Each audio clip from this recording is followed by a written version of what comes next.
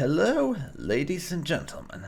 My name is Dark Phoenix Gaming, and welcome to my end of year top 10 games that I played this year video. Which, because it's me, it's actually the top 12 plus some honorable mentions. Now, the usual caveats to this list apply. This is not games that came out this year necessarily. It's ones that I played this year. And the rating is based on my own personal preference and how much I personally enjoyed them, not some supposedly objective metric of quality or whatever. So, that out of the way, let's get started with number 12. And in at number 12, we have Production Line. Those of you who know me will know that I tend to very much enjoy the whole production setup and factory type games where the idea is that you manage producing goods and all that, and Production Line very much falls into the factory management simulation economics type thing that is really kind of cool. I've heard it described by a few people as Factorio for cars, which, while that's not an inaccurate description, there's definitely more to it than that, because Factorio, there isn't really an economic aspect to it. It's that's entirely bound up in finding more resources to expand and being able to set things up and automate them further. With the Production Line, everything is sort of automated from the get-go, and what you're trying to do is make it more efficient, and also, in addition to just making it more efficient, you're also trying to make more money because you're running this as a business. And the really cool thing about the way they've established this is that you're not operating in a vacuum. There are other businesses and factories out there making cars.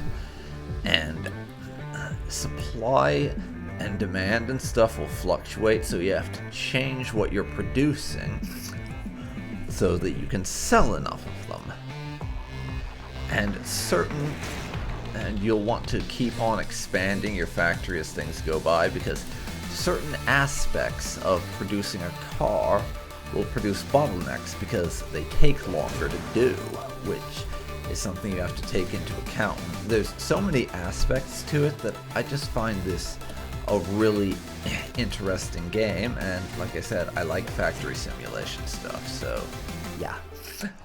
Number 11 on the list is Crusader Kings 3.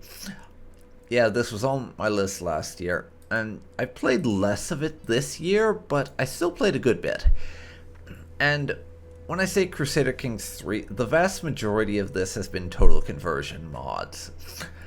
Like, I have put a stupid number of hours into the Elder Kings 2 mod just because I'm checking out new start dates.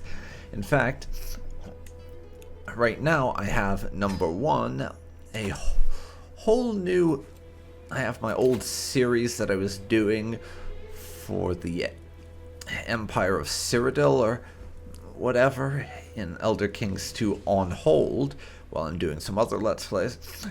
And I have a personal series I'm not recording playing as Manimarco trying to conquer Hammerfell, which is kind of really cool going, and I love how they've integrated all the lore and the magic systems and stuff into there. And Elder Kings 2 also seems to have learned from something that was kind of an issue with Elder Kings 1, where they had all of these start dates spread across hundreds and hundreds of years, so some of the later ones sort of became a little less fleshed out because they were just sort of there if you wanted to play in that time frame, rather than being an interesting and expensive thing to do.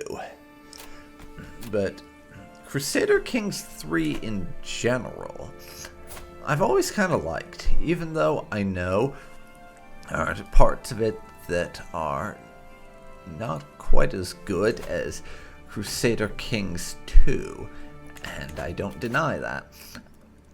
And like with all Paradox games, the price of the DLC sort of starts expanding and getting up there over time. So that can sort of be seen as something of an issue, but in terms of being able to get started and quickly get a game going without having to do an insane amount of setup and having systems that make sense at a glance and don't require 6 billion YouTube videos to understand the basic fundamentals, Crusader Kings 3 does it a lot better. There are systems and just generally the narrative flow and the setup and things I really enjoy. Plus, like I said, a lot of what I play in Crusader Kings 3 is mods, which mitigates some of the problems that I hear there are with regards to the gameplay as a whole. And that'll about do it for Crusader Kings 3. So, moving on to number 10. At number 10, and this may amuse some people, we have Crusader Kings 2. Yes. For all that I like Crusader Kings 3, I've just played Crusader Kings 2 more, and also me mentioning that I like the modding scene and play with mods a lot. Crusader Kings 2 has a lot of different versions of the mods available for Crusader Kings 3, but in that sense, it has a demonstrable advantage that CK2 has finished its life cycle and is no longer getting updates.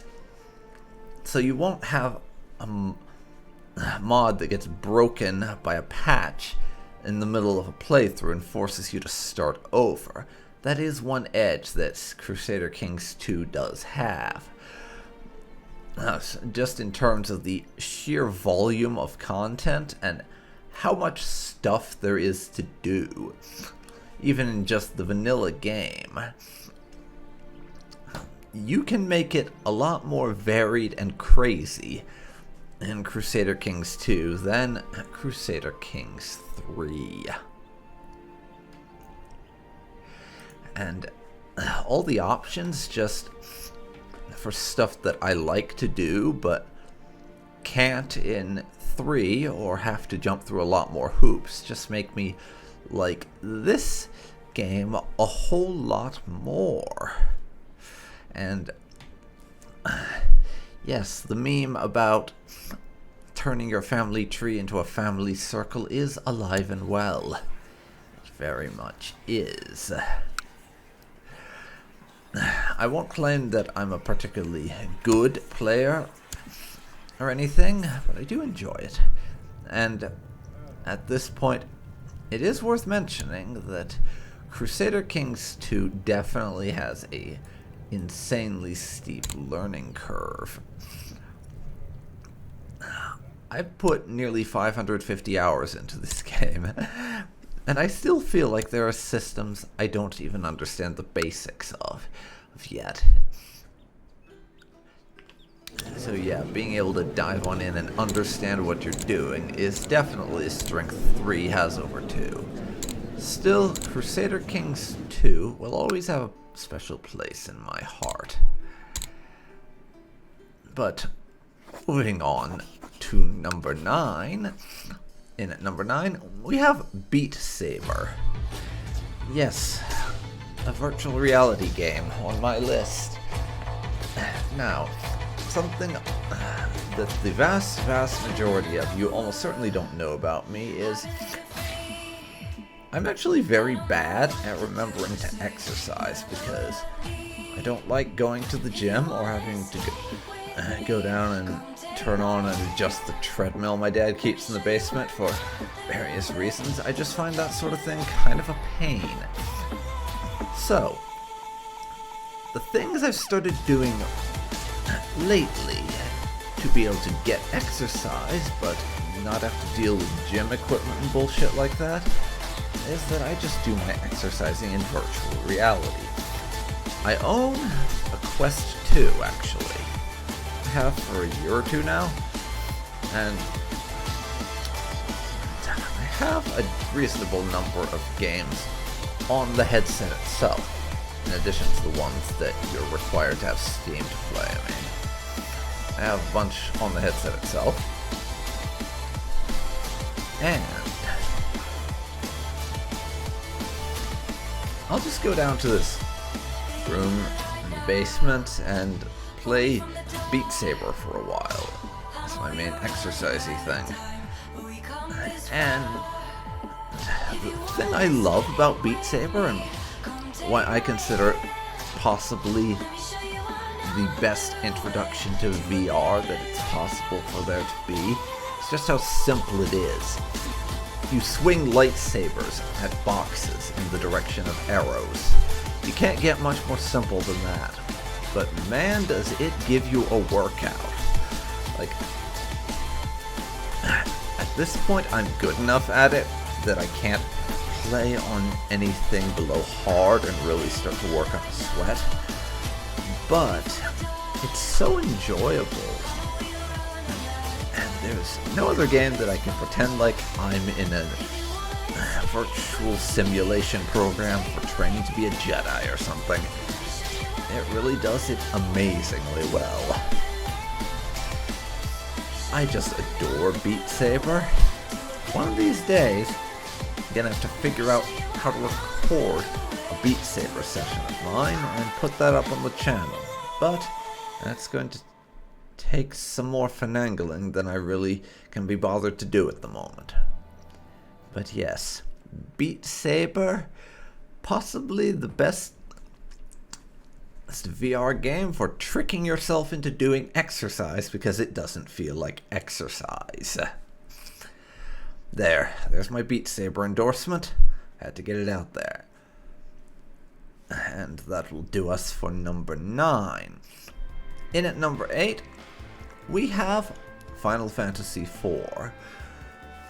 This year, for me, has really been the year of the Final Fantasies, because I own basically all of them, other than a few of the follow-up games for Final Fantasy XIII, and I've been going back and playing through the old ones I hadn't touched yet. And Final Fantasy IV was definitely one of the ones that grabbed me. It didn't grab me as much as some of the other games, but it was incredible in its own way. It really was. So, Final Fantasy IV, the main thing with it is the story. Well, I'm not going to sit here and say 2 and 3 don't have stories. They were more focused, it seemed to me, around the overarching theme and the story of the world, rather than the story of the characters, because Final Fantasy II did have a character-focused story, but in a lot of ways, the story of the characters and the story of the game in general, it just felt like it wanted to be able to do stuff that the technology wasn't there to do just yet, and it kind of suffered from that. And yes, I'm still a little salty about that game's combat system, but 4 is the first game where it really felt to me like the main focus, the driving thing pushing you forward into continuing your adventure, was the story. And being a guy who's really invested in story and plot and discovering the next thing around the narrative bend, that really appealed to me. Of course, I'm not going to sit here and say it didn't have its problems, hence why it's at number 8 and not like number 4 or something. there were definitely a few moments in the game where it seemed like things just happened to advance the plot rather than because they made sense. Let me give you a specific example. So, there's a moment early in the game. You as the main character, Cecil, are traveling with a summoner girl. Her name is Rydia. I'm trying not to give out any spoilers here, just in case anyone hasn't played this and decides to because they see this. Anyways, you come across this city or fortress or whatever. It's being bombed by the Air Force of the country you used to work for. Inside, you meet this guy called Edward. His girlfriend was killed protecting him in the bombardment. And he's just really sad and depressed and everything because his girl is dead. And a temporary party member, her dad, tries to beat the shit out of him for it. Anyways, after some plot stuff happens that I'm not going to spoil, Edward is still being very sad, so Rydia basically goes to him and demands that he stops being sad. So he does, because she shouts at him. That is perhaps the most egregious example of something happening because it will advance the plot rather than for anything that makes narrative sense. There are other things like that, but they don't detract from my enjoyment of the game enough to be a serious problem, but I had to mention them nonetheless. Another issue that Final Fantasy IV has is there's a lot of fake-out deaths. There's a lot of times it seems like a character has died, but in actuality they're fine, although they get injured or something and they won't be part of your party anymore. So take the game saying someone has died with a grain of salt, is what I'm telling you. Then there's the final boss, which I have to praise this a little bit because in terms of how you fight it and how much of a gimmick that actual fight is, I have to say, of the first 4 games, Final Fantasy IV's Zeromus, or whatever it is the least gimmicky of the final boss fights.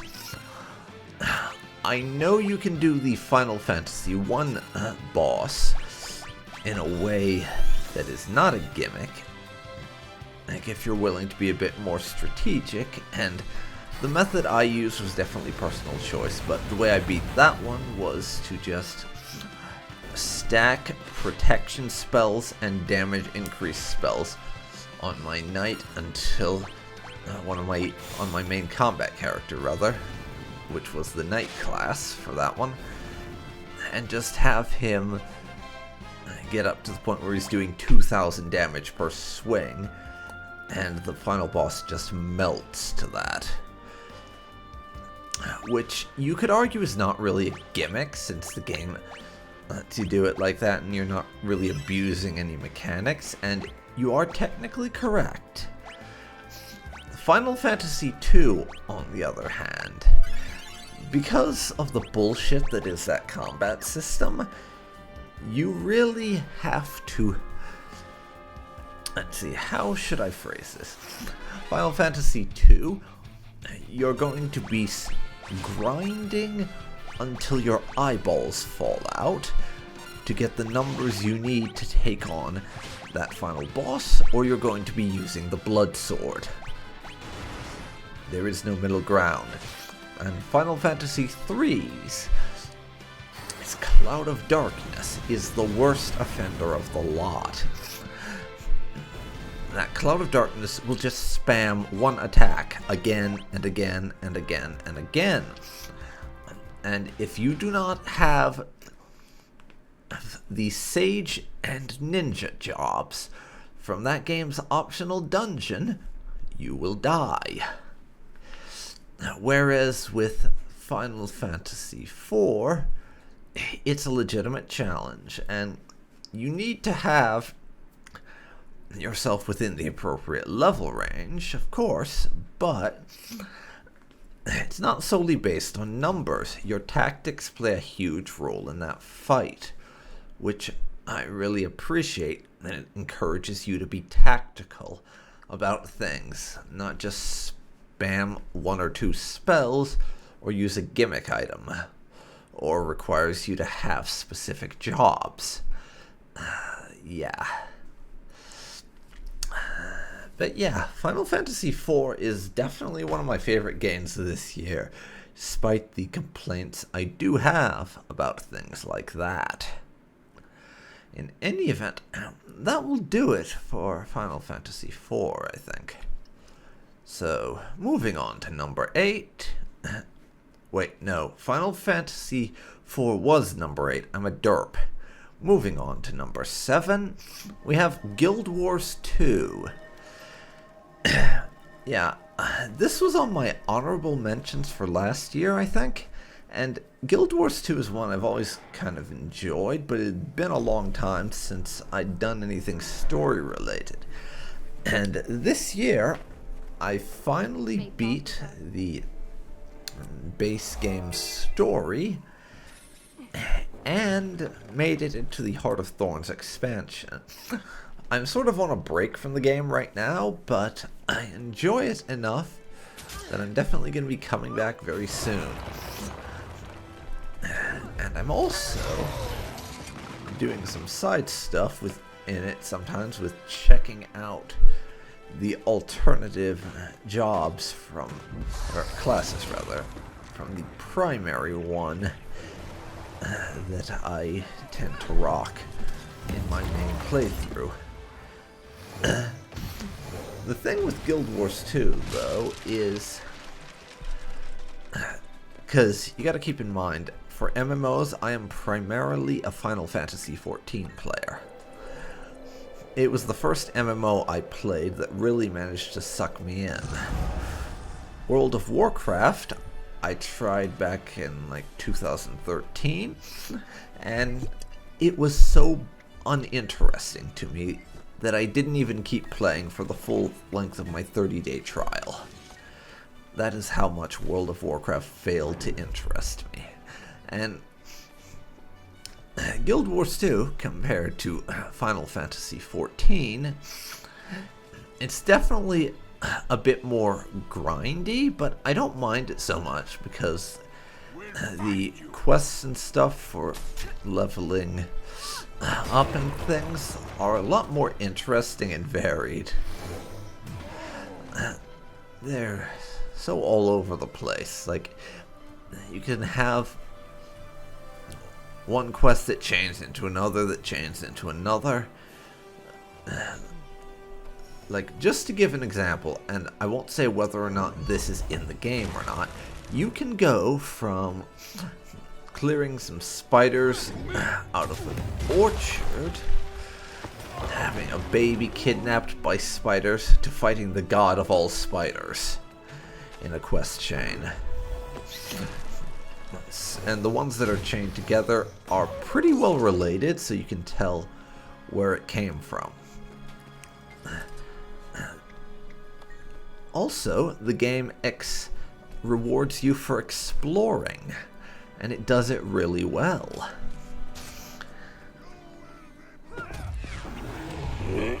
Because when you discover a new area of the map, you get experience for it.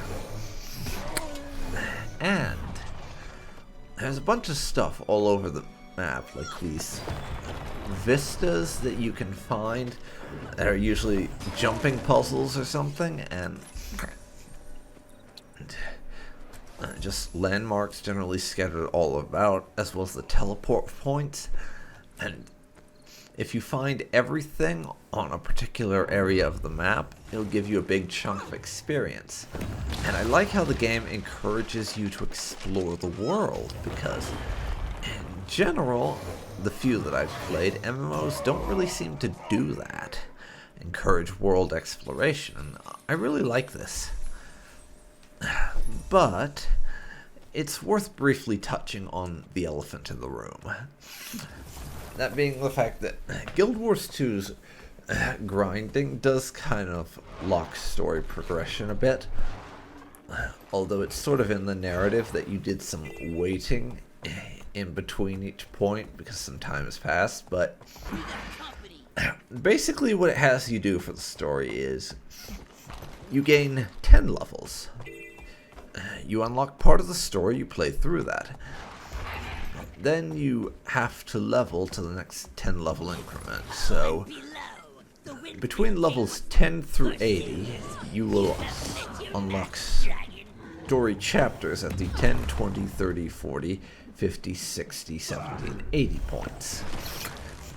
However, that's only an issue during the base game story.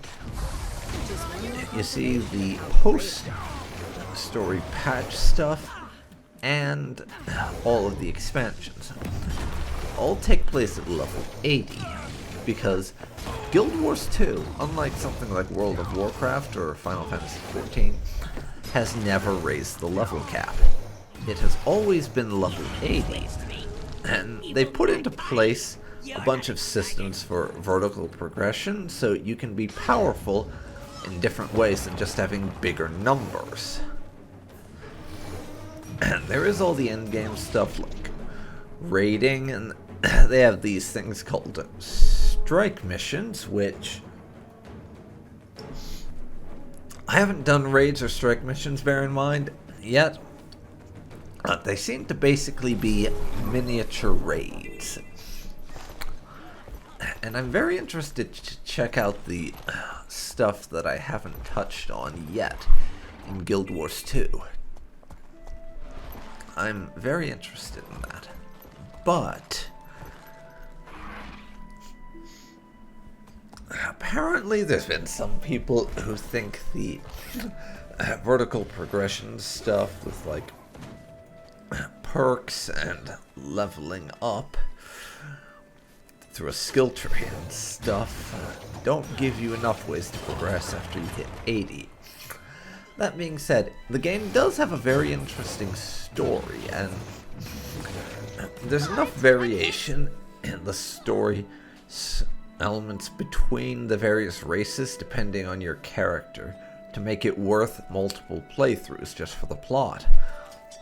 This is one that I've really enjoyed this year, and I don't see that changing. So, that'll do it for number 7.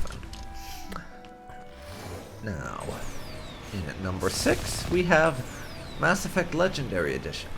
Specifically, the Mass Effect 1 portion of that.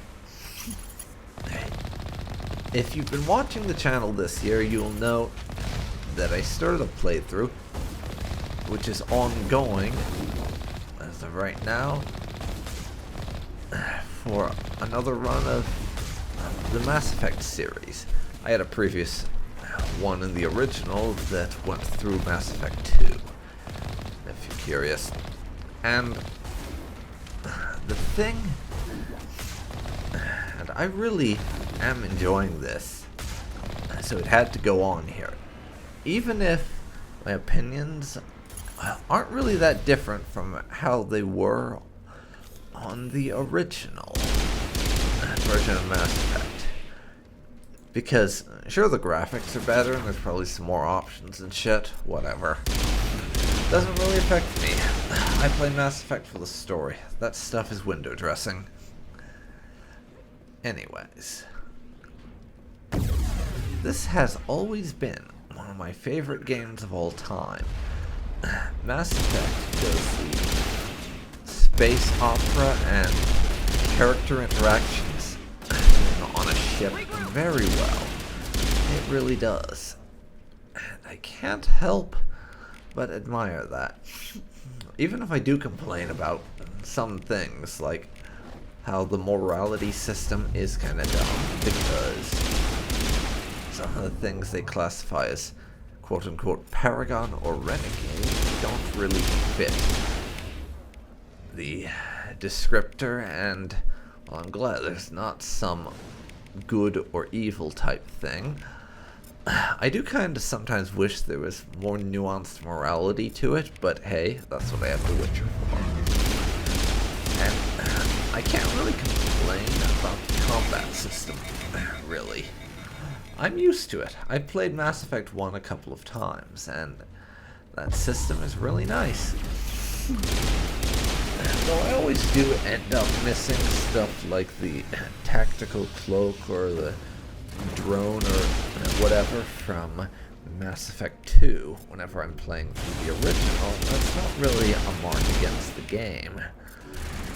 I will say, though, I'm a lot more forgiving for a lot of the characters than some people. I don't think they're really that bad. Like, I will defend Ashley, even though she is kind of a bit of a racist in Mass Effect 1, because I sort of try to understand where she's coming from and why she would think that way, rather than just going, she racist bad. So yeah, still one of my favorite games of all time. Not much else to say here, to be honest.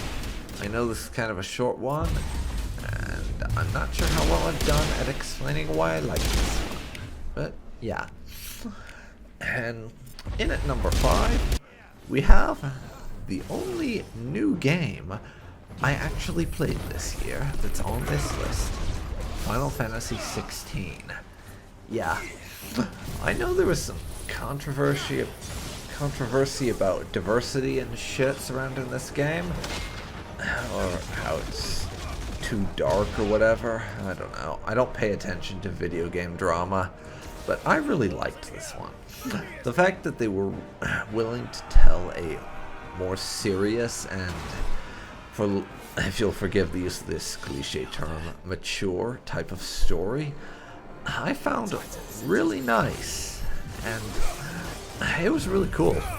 Seeing all the twists and turns and stuff was definitely worthwhile, and I have really enjoyed this one so far. Now, granted, I haven't actually finished this game yet. I've reached about, I don't know what you'd call it, but there's a point in the story where the city that your main character is originally from is attacked by some guys working for Titan, and I've reached that point in the story. I've really enjoyed this, and there's a number of the criticisms for it I am definitely brushing aside just because I think they're dumb, and yeah. What I will say is that if you're going to play this one, do the side quests. Even the small inconsequential ones that seem like they're just fetch quests, they really add something and help with the world building. Like, let me give you a bit of an analogy here. Playing Final Fantasy 16 without doing the side quests would be like if you were to play Skyrim and not read any of the in-game books. You're just kind of missing some of the lore and the backstory in the process. That's not to say you can't do it, but you'll be in a better place in terms of the story and the narrative if you do it. Yeah, so far I have had a great time with this game, and in addition to just the narrative stuff, I really enjoy the combat, and the fights are really fun. And early on, it's quite possible for me to get outmaneuvered and killed because I tried for an extra strike and I was out of potions or something, which I'm glad that the game lets you fail like that. It makes it all the more interesting when you do succeed. Although, I do hope they eventually add a hard mode to the game, or some more challenging difficulty boosters, because a second playthrough would be a lot more fun if you had something akin to the Final Fantasy VII Remake hard mode, where you couldn't use potions, and everything hit a lot harder and you had to find alternative ways to heal up. I think some more difficulty options would help, but this is definitely one of my favorite games of the year. Don't bother spouting diversity nonsense for this game at me. I'm not paying attention to that crap. As honestly, if you're going to say a game is bad because it's not diverse enough, then you have other issues. Anyways, that'll do it for number 5. Moving on to number 4, we have Morrowind. Yeah, the trend of me playing old games a lot is continuing on. This has always been one of my favorites since I decided to give it a serious attempt with Mervis back in that incomplete playthrough that never got a second chapter because of mod issues. Anyways. I hear a lot of people saying how they don't like Morrowind or have some issues with it because they think the combat system relying on praying to RNGesus isn't very good. I have to wonder if they're engaging with it as much as they say they are. I really like it because of all the different things you can do and how much you have to engage with the system and pay attention to all the variables in order to get a good outcome. And really, I used to think the same way, which is why I used to play it through the More Oblivion mod for Oblivion, but it's really not the same. It's really not. And things like spellcrafting, enchantment, and the like. My favorite thing to do so far has to be to make your own objectives. Stuff like you want to make an enchanted magic item with a very specific enchantment to get around a certain problem, and you have to find the best way to do that works for you. How are you going to get the item you want to enchant? How are you going to spend your time leveling up your enchantment so you can do it yourself, or manage to somehow get the stupid amount of gold you'll have to pay to an enchanter to do it for you? And where are you going to get a powerful enough soul and soul gem to do this enchantment? It just sort of leaves it open. These are just things that you decide for yourself you want to do.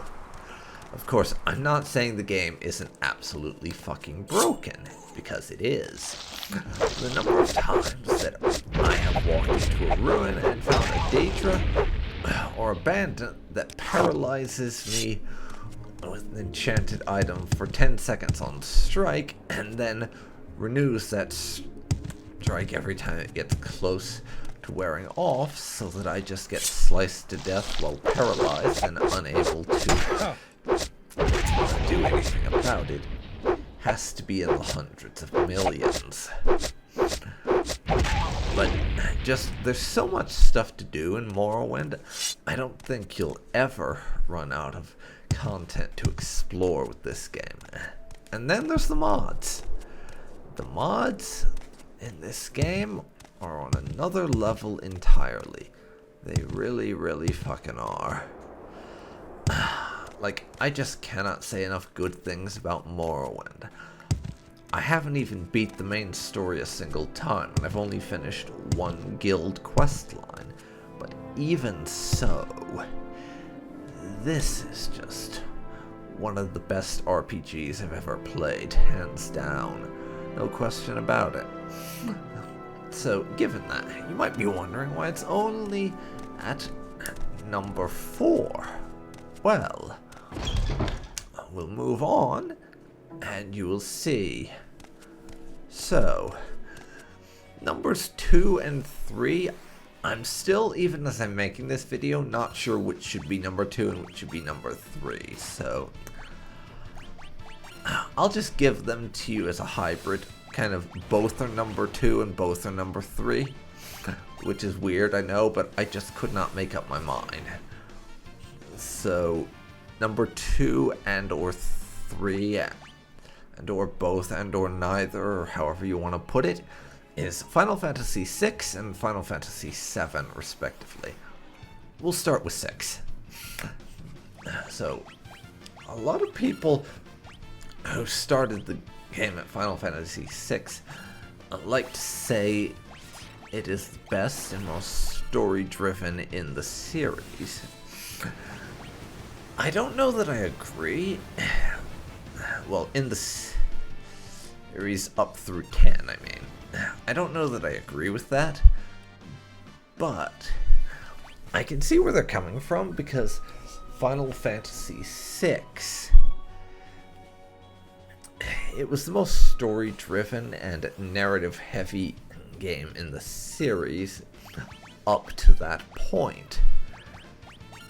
So, it's one of those interesting ones.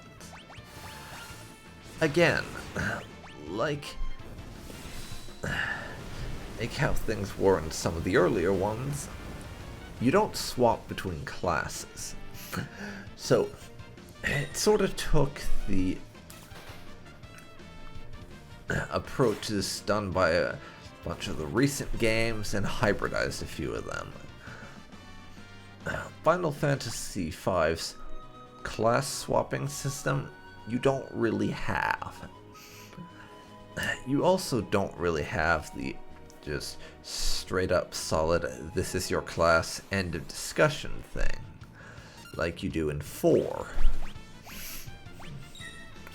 It's sort of a hybrid system, because one major part of the game's plot is that magic basically hasn't existed for like 1,000 years. So you're in a sort of quasi-steampunk type world, is how I would describe it. But at some point in the story, you start rediscovering magic, and you discover a method, and I'm trying to be as vague as possible to avoid spoilers, a method by which you can train the members of your party to use magic. You start out with one character who can cast spells. It's sort of part of the whole plot ordeal that she is the first person who is able to use magic in about 1,000 years. But later on, you can train the other party members to be able to do so as well. Which is kind of a big deal, because magic at that point has basically been unheard of for the longest time. And the way they weave the narrative and the gameplay together so seamlessly is really impressive, and I do definitely enjoy a lot of the characters, even if they don't take the time to give them as much immersive or in-depth characterization as you might think, with how much praise this game gets.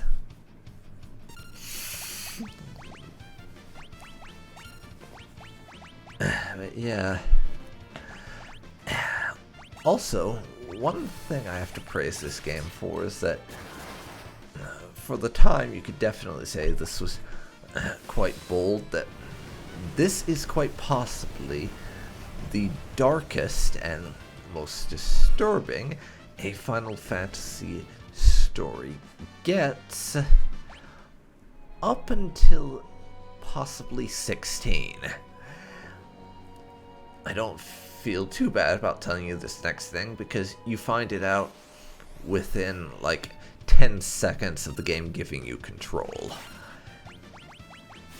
But you literally start out the game, and that character I mentioned, who is the only one who's able to use magic for the past 1,000 years, well, the first person who's able to, you start the game, she's your party lead, and you also find out that the empire you're working for is basically using her as a slave. As you have a mind control circlet around your head that forces you to do whatever anyone tells you to. Which, yeah, not disturbing in the slightest. Not disturbing at fucking all, I'm sure.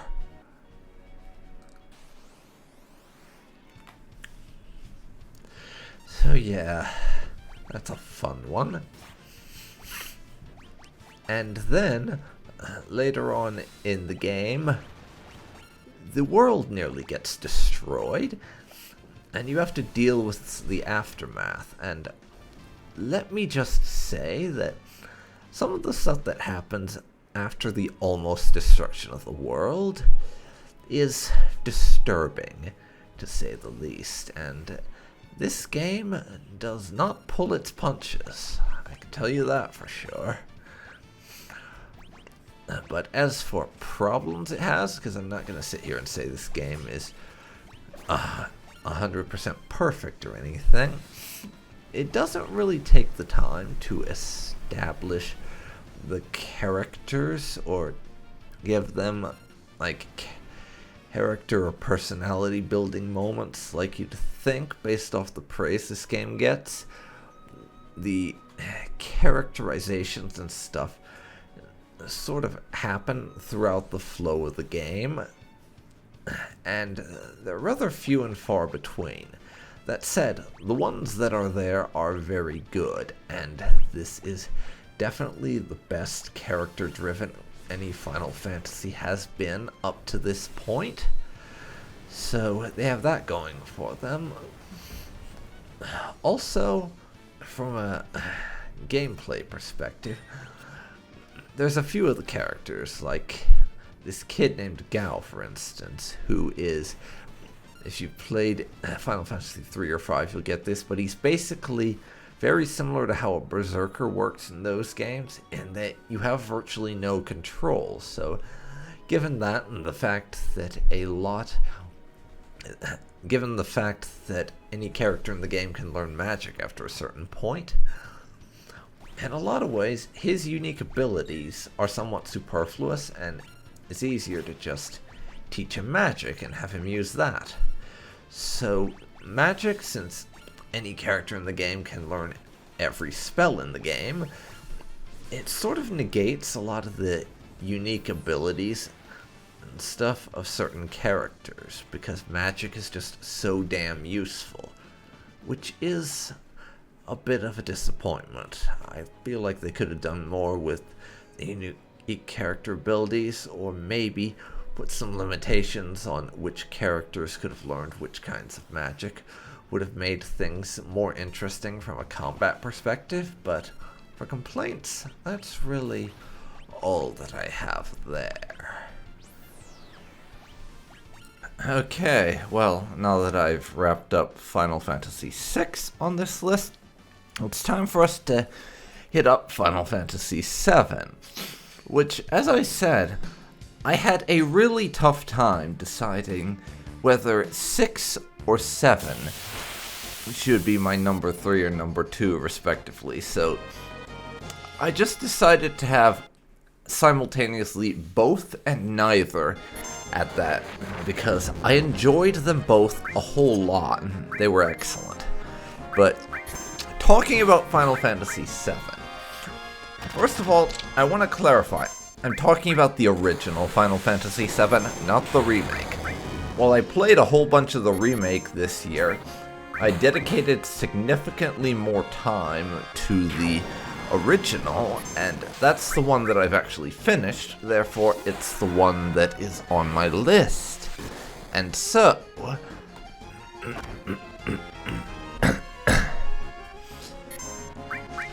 well, Final Fantasy VII, as I said, I really liked it, especially the story, which is where a lot of my focus tends to be in a lot of these games, but it was really neat how they managed to start it out relatively simple.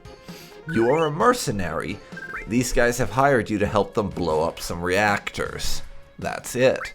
And then they just sort of slowly but steadily introduce more elements over time, and it just grows and grows and stuff, and that was a really cool way to do the story. Just have it be simple, but add more complexities over time.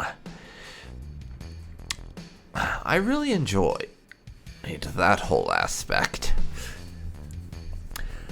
And the combat, again, I've always kind of liked the whole focus on the active time battle system, and how it is turn-based, but things aren't static. So if your guys reach their... So if their bar fills up, and they'll be able to act now, but you just sit there doing nothing, the enemies will go and start beating your face in. I like it because it forces you to be a little bit more active, and it eliminates one of the main things that I've never really liked with turn-based games, where you can just sit there doing nothing forever, and there's no time pressure to move on and think things through quickly, or that sort of thing. You don't have that.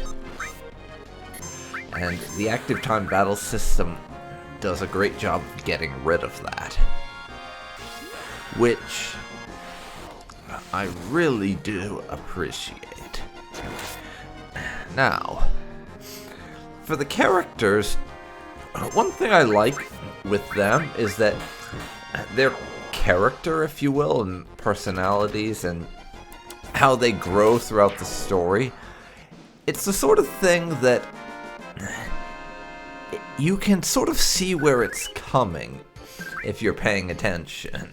Like, it's not obvious, you can't look at it and see exactly what the story beats are going to be, but you can sort of look at their character and have a basic understanding of what kind of person they are and what their personal struggles are, and interpret from there what kind of character arc they're going to have. So the issues that they have aren't surprising, and their character growth isn't surprising. They do it in interesting ways and tell a really cool story, but it's not the sort of thing that comes out of nowhere. You can see where things are coming from if you're focusing on it. And honestly, I don't have much bad to say about the original Final Fantasy VII. Unlike some of the earlier Final Fantasies, looking at you, Final Fantasy IV, I can't point to a specific moment and just say that there are things that happen just for the necessity of advancing the plot or anything. I will say that a lot of the optional bosses did end up being kind of a pain in the ass, hence why on this playthrough I didn't do a lot of the optional stuff, because I wanted to be able to come back and do an absolute completionist run later down the line, for one thing, and was more focusing on just experiencing the story, which really was an amazing story, and I adored this. You know, before I was saying, what I used to be saying a while back, how Final Fantasy IV was my favorite game of the original set of 1 through 4, and that's still the case. But if you include 1 through 5 and also 7, then Final Fantasy VII takes that. Although, even to this day, if you'll forgive me repeating myself a bit, I cannot decide if Final Fantasy VI or Final Fantasy VII is the one I like more. They're just both so good, and I can't make that decision. And I know I should have some bad things to say about Final Fantasy VII to balance out all the gushing and praise I'm doing, but honestly, I struggle to think of a single moment in this game that I did not enjoy. And I know that will probably disappoint you people, and save your blinded by nostalgia comments. This was literally my first playthrough. But with that, I think we're going to wrap up Final Fantasy VII. It's a bit of a shorter section, I know, but I really do feel like this is a case of less is more, kind of, and I wanted to just cover the stuff that felt natural and organic, and the worst that I can say about the game, honestly, is that in a lot of cases there were things that you had to do to advance certain sections that didn't seem as obvious as I would have liked them to be, but I honestly think that's more of the modern gaming thing where you expect to be told precisely how to do a lot of things in older games quite a bit of the time. But anyways, with that out of the way, we now have just one item left on the list. However, before I get to number one, I want to go over some honorable mentions that are games I've enjoyed a lot or have a lot of positive things to say about, but just did not get, just were not able to find their way onto the main list as a numbered entry for whatever reason. And first on my list of honorable mentions is Factorio. Now, I'm a big fan of factory building and automation games, and the idea of a game where I'm trying to basically have to do is make it so I have to do as little manual stuff as possible and just automate basically everything, and constantly optimizing and updating my production lines and things. That's something I really like. Hence why one of the games that I spent the most time on this year is Factorio. Followed shortly by Satisfactory, but I've only played like 8 hours of that game, so I couldn't really merit it even as an honorable mention. But unfortunately for Factorio, just a lot of these other games I just enjoyed more and spent more time on. Simple as that. Production line managed to find its way onto there just because the experience of Factorio, but for making cars, was so unique and interesting, and I really got back into that in a big way. But anyways, after Factorio, we have XCOM 2, which I started playing a whole bunch of this year, and I've always been really big into XCOM and XCOM-like games, but XCOM 2, it simply ended up suffering from the issue that I'd not played enough of it this year for it to really make its way onto the main list, and again, there were just other things that I enjoyed a good deal more than XCOM 2 is the main reason why it's not on the primary list. Not a particularly exciting reason. That of, I like it, I just like other things more, I know. Anyways, next for our honorable mentions, we have Imperator Rome. Now, Imperator Rome, by a lot of people's definitions, is a dead game. Paradox is not updating the game anymore, and in fact, as of right now, it's just getting hot fixes and patches to make sure it stays secure and things. But most of the way I play Imperator Rome actually is with mods. Mostly it's like Invicta or something like that. I forget the name, but there's this one really big mod that overhauls all of the things. And honestly, even though there were some issues back when it was live, even at the end, I was kind of hoping that they would get ironed out over time, and it's really quite a shame that Imperator ended up the way it was. It had potential, and I think it still does. Even though this probably won't happen, I do kind of hope that Paradox decides to go back to Imperator and start working on it fully again sometime in the future, because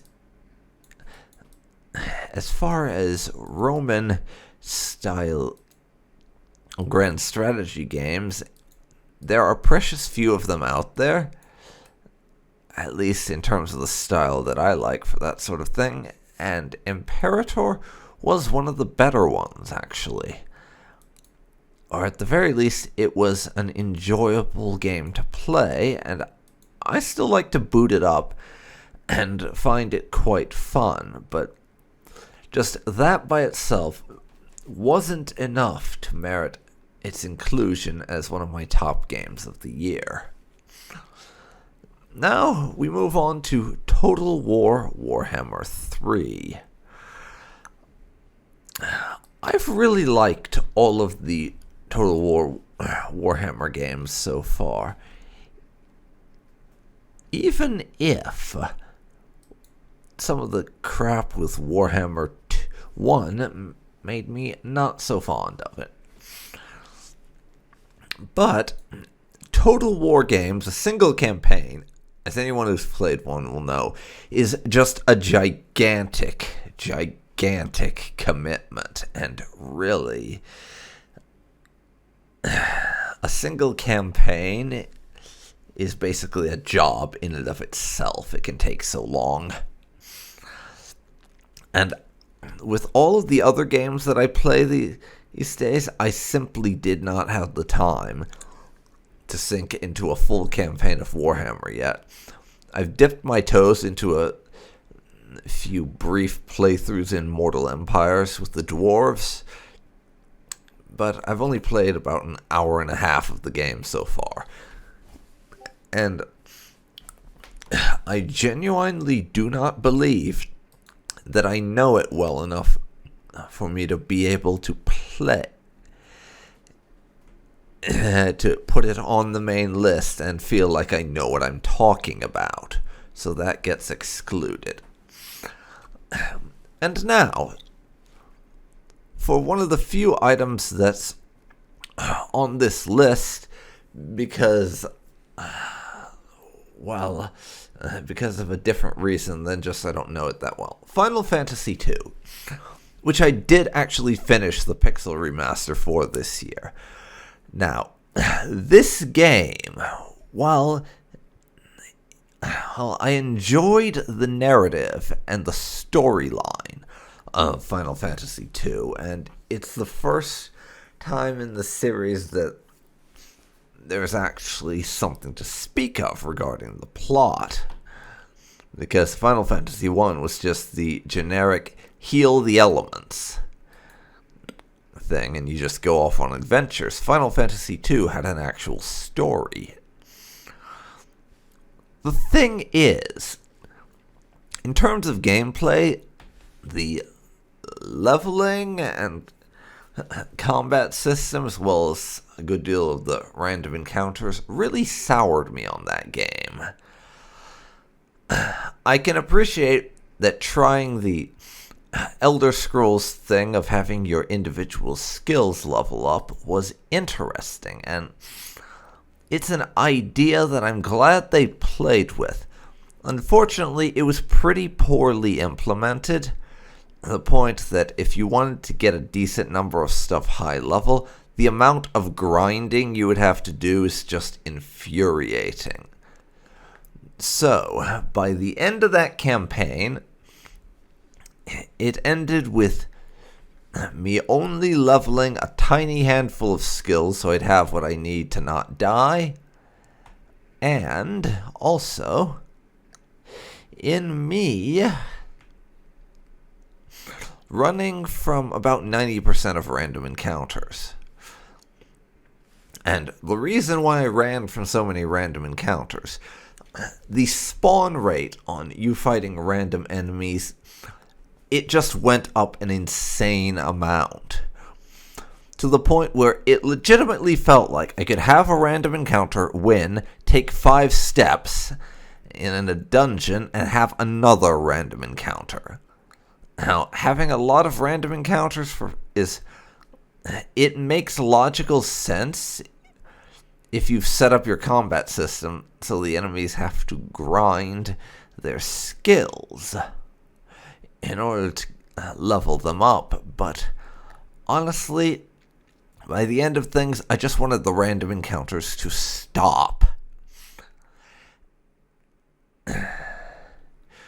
So, parts of this game just infuriated me too much for me to genuinely consider putting it on the main list. That's the honest truth. And next, Final Fantasy V, which, unlike Final Fantasy II, it's not honorable mention because it infuriated me endlessly or anything. It's not. Honestly, it's just because I had so many Final Fantasy games on my list, and I didn't want this to just become a list of my favorite Final Fantasy game I played this year. So, I had to choose one of them that would be an honorable mention. And, alright, first of all, full disclosure type thing, I'm still working on finishing Final Fantasy V. I'm in the final dungeon, but that's about as far as it gets with that one. But I did really enjoy Final Fantasy V, and again, I like how the active time battle system means you can't just stand still and do nothing for a while if you need to think, because the enemies will just start wailing on you. But that wasn't enough to earn it a place on the main list over the ones that are on there. But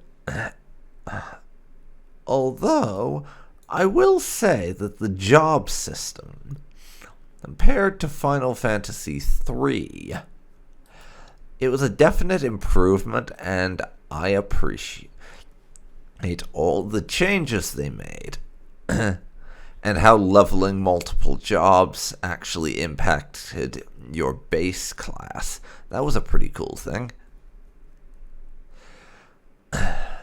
Next on our honorable mentions is Skyrim. Yes. As you may know, I started a new Let's Play of Skyrim this year, although that's currently on hiatus until I finish uploading the rest of my Mass Effect 1 Let's Play. And the fact that it's Skyrim is honestly why it's an honorable mention. As at this point, I've played Skyrim enough times that it's definitely one of my favorite games, even if I do like Morrowind more as an Elder Scrolls game. Hence Morrowind being on the top games list, and Skyrim being an honorable mention. But furthermore,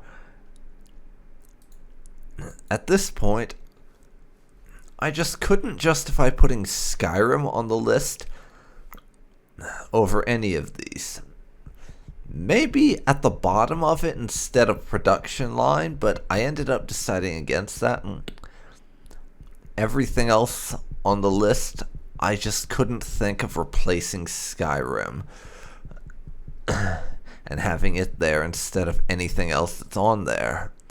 hence it getting relegated to the honorable mentions, because while it is a very good game, and I do enjoy playing it, even more so with mods, I just didn't feel like it was a top games I played this year type of situation for Skyrim.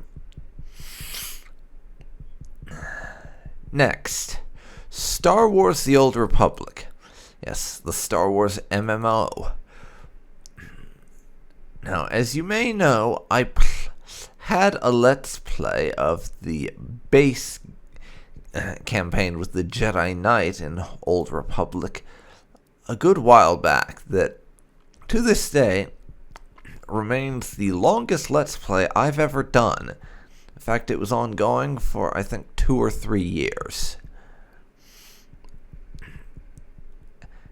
And I'm just recently getting back into playing Old Republic again, for the purpose of playing through the DLC. So, sorry if you were wondering about this, but you won't be seeing Sogahi for DLC campaigns in the future.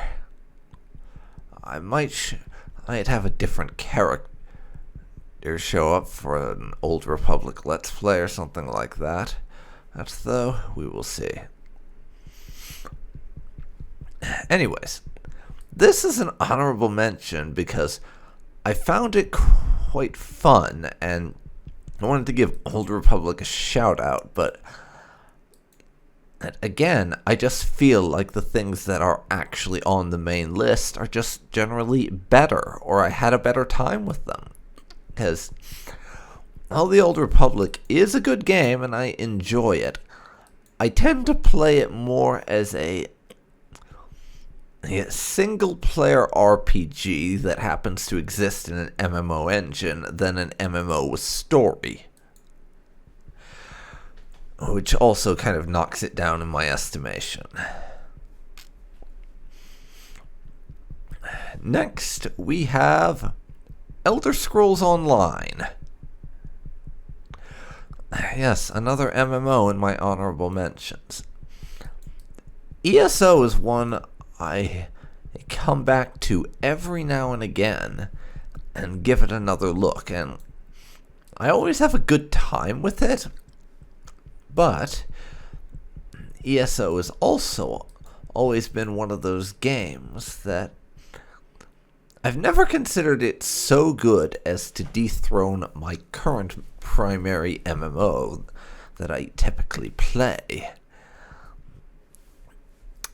However, I do always appreciate the fact that the quests, they went through the trouble of having all the dialogue for every quest voiced in that game, so I don't have to read it myself. Even if I do kind of enjoy that, because I am very old school in that way.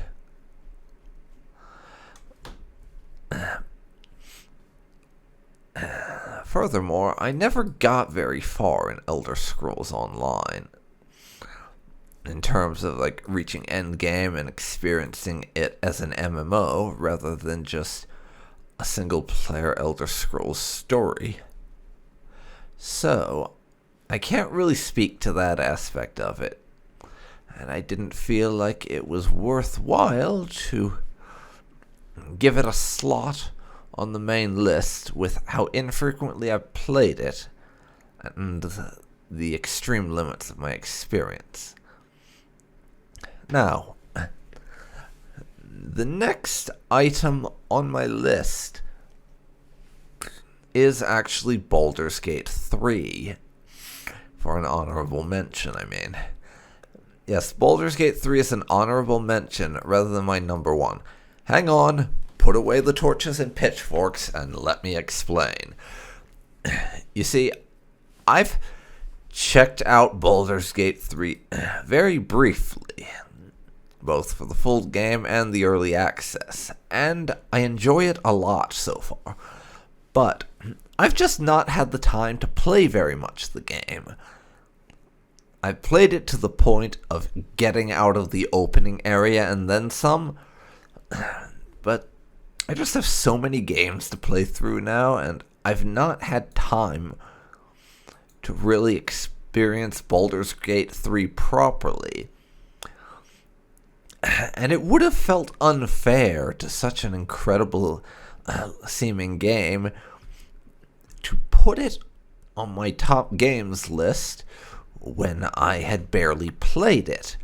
And it would have felt equally unfair to not put it on the list anywhere at all, just because I hadn't gotten around to it. Hence, it's an honorable mention. I'm hoping to get to Baldur's Gate 3 next year. So, fingers crossed, you might see Baldur's Gate 3 on a top games of 2024 list. Who knows? Next for the honorable mentions is Starfield. Okay. I know this game is a little bit controversial and people are not too happy with where Bethesda went with it. Which, after watching some more videos and stuff, I can kind of get. I did actually buy this one pretty close to release. Anyways, the reason it's an honorable mention, similar to Baldur's Gate 3, I have not really been able to dive into it that much, so I have very limited experience. However, the reason I have not been able to dive into Starfield is primarily a hardware one, because my graphics card on my computer, because I do have Starfield on PC, my graphics card is not good enough to be able to play the game above medium quality. And even then, it only gives me about 20 FPS. So, until I'm able to get a better GPU and actually play the game on some reasonably high settings, I'm not going to be able to experience Starfield and make up my own mind about it.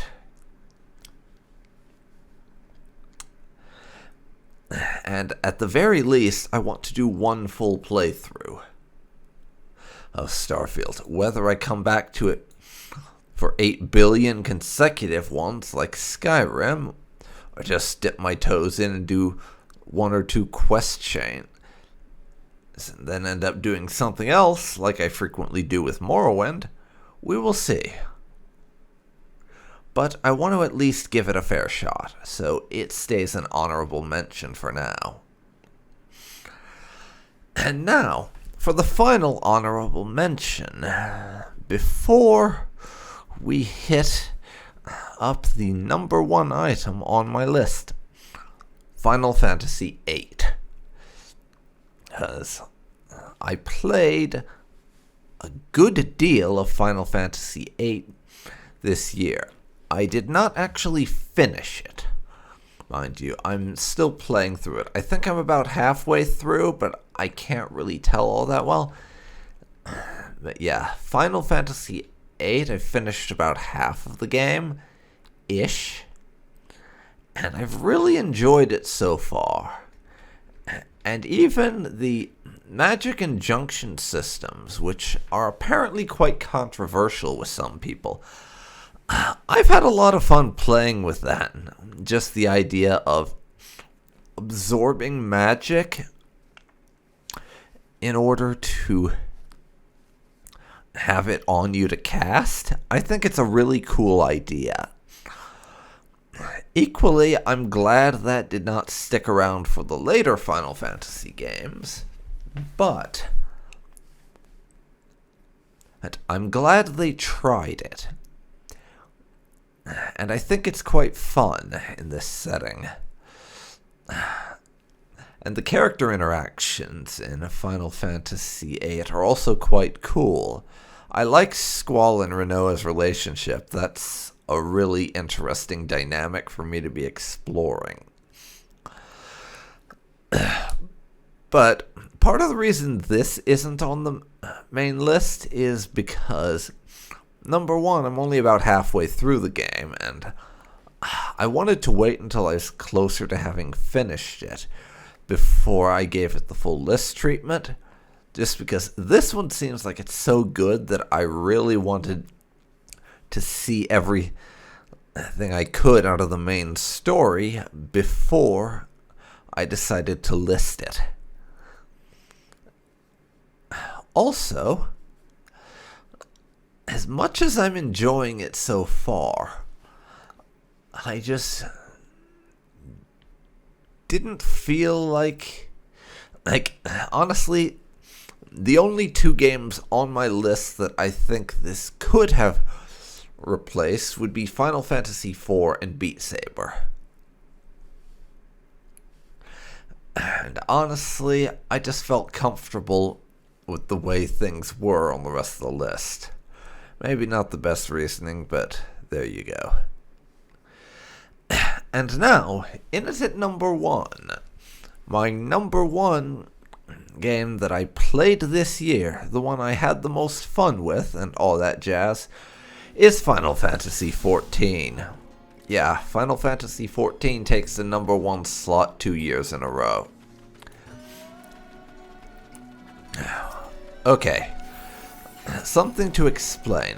When I put Final Fantasy XIV on this list, I'm looking at it primarily from a story and narrative perspective, as well as some from gameplay, but I play that game very casually outside of experiencing the actual story.